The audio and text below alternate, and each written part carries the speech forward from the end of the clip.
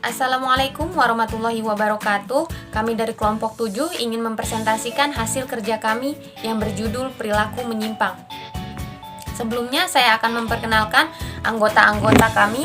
Yang pertama ada Maharani, saya sendiri. Selanjutnya ada Katarina Tri Utami, Sinta Alifah, Zafira Fadia Zulfa, Sabrina Rahmantika, Eldiana Terani, Paradila, dan Aditya Prastia. Perkenalkan, nama saya Maharani. Di sini saya akan menjelaskan pengertian dan bentuk penyimpangan primer sekunder. Penyimpangan primer adalah penyimpangan ringan yang dilakukan secara tidak terus-menerus dan tidak begitu merugikan orang lain. Penyimpangan ini biasanya si pelaku tidak menyadari jika dia sudah melakukan penyimpangan. Contohnya seperti siswa yang mencoret-coret bangku sekolah, meja sekolah, tembok sekolah, dan lain-lain. Selanjutnya ada penyimpangan sekunder. Penyimpangan sekunder adalah penyimpangan berat. Penyimpangan ini biasanya mengarah kepada tindakan kriminal dan sangat merugikan orang lain. Contohnya seperti perampokan, pembunuhan, penipuan, dan lain-lain. Sekian dari saya, terima kasih. Perkenalkan, nama saya Katarina Tri Utami. Hari ini saya akan membawakan materi tentang perilaku menyimpang. Perilaku menyimpang terdapat dua faktor. Yang pertama adalah faktor internal. Faktor internal adalah faktor yang berasal dari dalam diri seseorang. Jadi, ketika orang mengambil keputusan, mereka akan mengikuti kata hati mereka, apapun yang ada dalam pikiran mereka akan mengikutinya.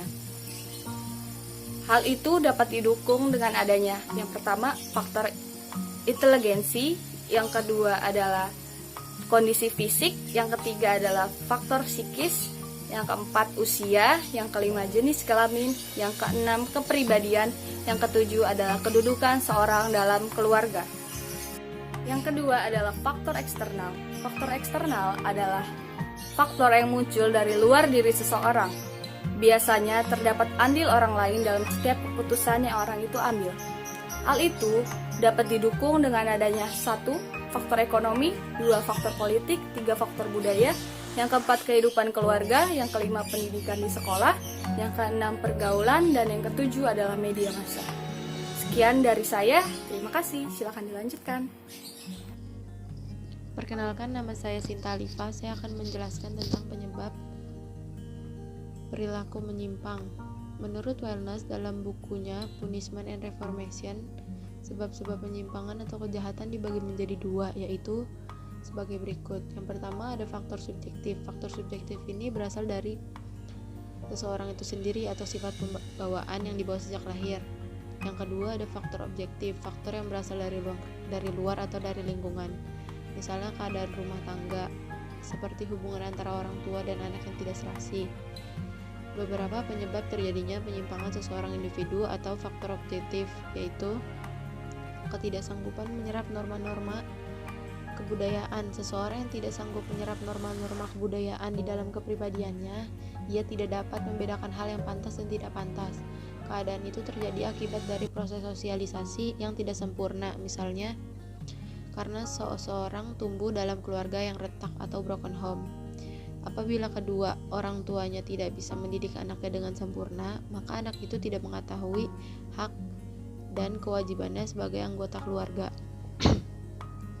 Yang kedua, proses belajar yang menyimpang. Seseorang yang melakukan tindakan menyimpang karena sering membaca atau melihat tayangan tentang perilaku menyimpang merupakan bentuk perilaku menyimpang yang disebabkan karena proses belajar yang menyimpang. Karir penjahat kelas kakap yang diawali dari kejahatan kecil-kecilan yang terus meningkat dan makin berani atau nekat merupakan bentuk proses belajar yang menyimpang. Yang ketiga, ketegangan antara kebudayaan dan struktur sosial. Terjadinya ketegangan antara kebudayaan dan struktur sosial dapat mengakibatkan perilaku yang menyimpang. Hal itu terjadi jika dalam upaya mencapai suatu tujuan, seseorang tidak memperoleh peluang sehingga ia mengupayakan peluang itu sendiri, maka terjadilah perilaku yang menyimpang. Ikatan sosial yang berlainan. Setiap orang umumnya berhubungan dengan beberapa kelompok. Jika pergaulan itu mempunyai pola-pola perilaku yang menyimpang, maka kemungkinan ia akan mencontoh pola-pola perilaku menyimpang. Yang kelima, akibat proses sosialisasi. nilai-nilai sub-sub kebudayaan yang menyimpang. Seiringnya media massa menampilkan berita atau tayangan tentang tindak kejahatan atau perilaku menyimpang, hal inilah yang dikaitkan sebagai proses belajar dari sub-sub kebudayaan yang menyimpang. Nama saya Sabrina Rahmantika. Saya akan membacakan tentang kategori penyimpangan individual yang termasuk dalam tindak penyimpangan individual antara lain 1. Penyalahgunaan narkoba merupakan bentuk penyelewengan terhadap nilai, norma sosial, dan agama. Contoh pemakaian obat terlarang atau narkoba antara lain 1. Narkotika. Narkotik itu ada candu, ganja, putau. Dan psikotropika ada ekstasi, magadon, dan amfetamin. Yang kedua, proses sosialisasi yang tidak sempurna. Apabila seseorang dalam kehidupannya mengalami sosialisasi yang tidak sempurna, maka akan muncul penyimpangan pada perilakunya. Yang ketiga ada pelacuran. Pelacuran dapat diartikan sebagai suatu pekerjaan menyerahkan diri kepada umum untuk dapat melakukan perbuatan seksual dengan mendapatkan upah. Yang keempat ada penyimpangan seksual. Penyimpangan seksual adalah perilaku seksual yang tidak lazim dilakukan seseorang. Beberapa jenis penyimpangan seksual itu ada sodomi, pedofilia, dan kumpul kebo. Yang kelima itu ada tindak kejahatan atau kriminal. Tindakan yang bertentangan dengan norma hukum, sosial, dan agama yang termasuk ke dalam tindak kriminal antara lain pencurian, penipuan, penganiayaan, pembunuhan, perampokan, dan pemerkosaan.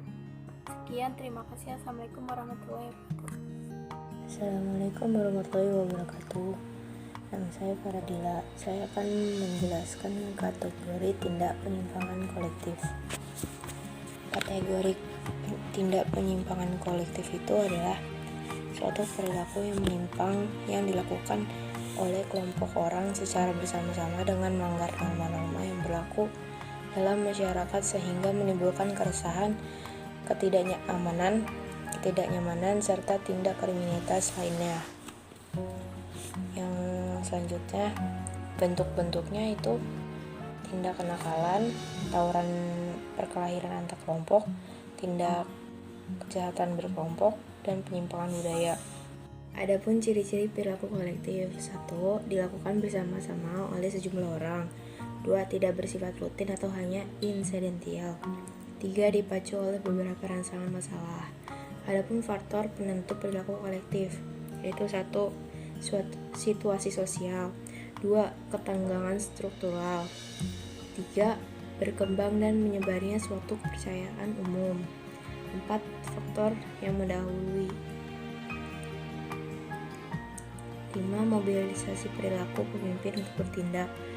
6. Berlangsungnya suatu pengendalian sosial dan lain-lain. Assalamualaikum warahmatullahi wabarakatuh. Saya Jafira Fadio Julpa ingin menjelaskan materi tentang jenis-jenis penyimpangan.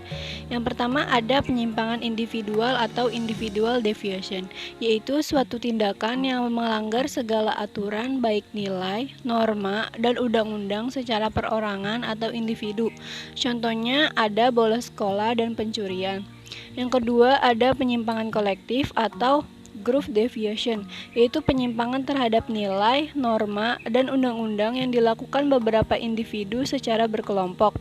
Contohnya yang pertama ada pembunuhan berencana oleh beberapa orang, yang kedua ada mabuk-mabukan bersama kelompok, dan yang ketiga ada pemerkosaan berencana. Nama saya Auliana Terani. Di sini saya akan membacakan dampak dari penyimpangan sosial.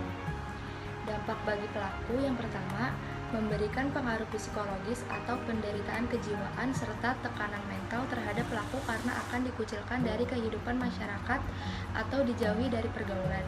Yang kedua, dapat menghancurkan masa depan pelaku penyimpangan. Yang ketiga, dapat menjauhkan pelaku dari Tuhan dan dekat dengan perbuatan dosa. Yang keempat, perbuatan yang dilakukan dapat mencelakakan dirinya sendiri. Dampak bagi masyarakat dapat mengganggu keamanan, ketertiban, dan ketidakharmonisan dalam masyarakat. Yang kedua, merusak tatanan nilai, norma, dan berbagai perantara sosial yang berlaku di masyarakat. Yang ketiga, merusak unsur-unsur budaya dan unsur-unsur lain yang mengatur perilaku individu dalam kehidupan masyarakat. Yang keempat, menimbulkan beban sosial, psikologis, dan ekonomi bagi keluarga pelaku. Perkenalkan, nama saya Ditya Prasetya. Saya akan membacakan upaya-upaya mengatasi penyimpangan sosial. Antisipasi adalah usaha sadar yang berupa sikap, perilaku atau tindakan yang dilakukan seseorang melalui langkah-langkah tertentu untuk menghadapi peristiwa yang kemungkinan terjadi. Ada beberapa upaya untuk mengantisipasinya. Penyimpangan sosial adalah 1. Penanaman nilai dan norma yang kuat. 2. Penanaman nilai dan norma yang baik. 3. Berkepribadian yang kuat dan teguh. Upaya-upaya mengatasi penyimpangan sosial. 1. Sanksi yang tegas. 2. Giatkan penyuluhan-penyuluhan. 4. Rehabilitas sosial. Ada juga sikap yang cocok dalam menghadapi penyimpangan sosial, yaitu tidak mudah terpengaruh dan berpikir positive thinking. Sekian dari saya. Assalamualaikum warahmatullahi wabarakatuh. Demikian presentasi dari kelompok kami. Terima kasih atas perhatiannya. Kurang lebihnya mohon maaf. Wassalamualaikum warahmatullahi wabarakatuh.